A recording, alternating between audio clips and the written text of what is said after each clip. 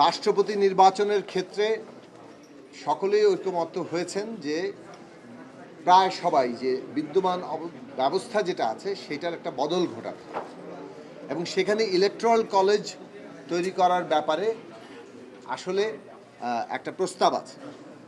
এখন এই ইলেকট্রাল কলেজের বিষয়েও ঐকমত্য একভাবে আছে, কিন্তু ইলেকট্রাল কলেজ কি আকারে হবে সে বিষয়ে কোনো ঐকমত্য তৈরি হয়নি।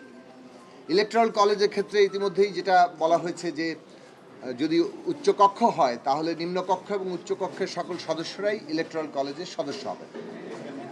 এরপরে যে জিনিসটা আছে যে উচ্চকক্ষ নিম্নকক্ষের সাথে জেলা পরিষদের একজন করে প্রতিনিধি সমগ্র জেলার সমন্বয় থেকে, আর সিটি কর্পোরেশনের 12 জন, এই মিলে 576 জন। এর বাইরে আরেকটি আছে সকল পর্যায়ের জনপ্রতিনিধি হিসেবে 70,000। ইলেকট্রাল কলেজ বিষয়ে আমাদের অবস্থান ছিল যে আমরা মনে করি যে এটা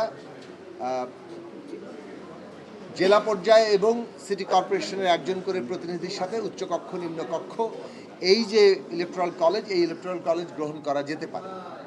কিন্তু এই নিয়ে এখনও পর্যন্ত যেহেতু কোনো ঐকমত্য হয়নি, আমরা মনে করি যে রাষ্ট্রপতির এবং প্রধানমন্ত্রীর ক্ষমতার ভারসাম্যটাই জরুরি।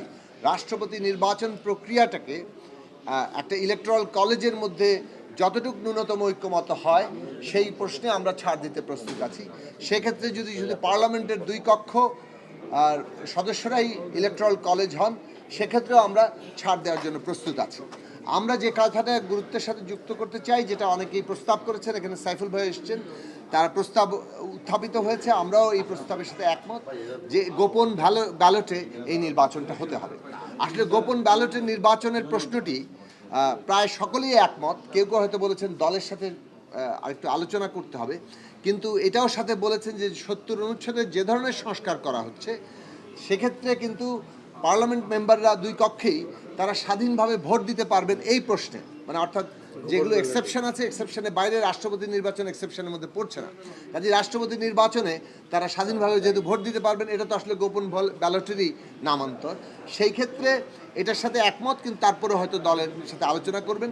এর মানে দাঁড়াচ্ছে যে গোপন মানে একদিকে পার্লামেন্টের উচ্চকক্ষ নিম্নকক্ষ যদি সেটা উচ্চকক্ষ তৈরি হয় এবং গোপন ব্যালটের নির্বাচন, এই 2 প্রশ্নে মোটা দাগে একটা ঐকমত্য তৈরি হয়েছে।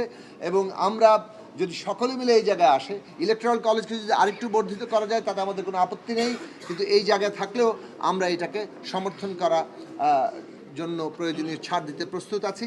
আমরা মনে করি যে রাষ্ট্রপতি এবং প্রধানমন্ত্রীর মধ্যে ক্ষমতার ভারসাম্য প্রশ্নটি অধিকতর গুরুত্বপূর্ণ।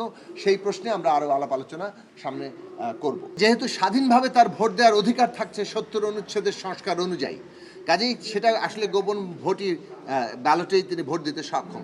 কারণ আমার যে প্রশ্নে আমার স্বাধীন ভূমিকা নেওয়ার অধিকার আছে, সেই প্রশ্নে গোপন ব্যালটে ভোট দেওয়ার অধিকারটাও স্বাধীনতারই অংশ। নির্বাচন পদ্ধতি নিয়ে আসলে এটা সংখ্যা করা মুশকিল, তবে ইলেকট্রাল কলেজকে বর্ধিত করার পক্ষে মতামত আছে।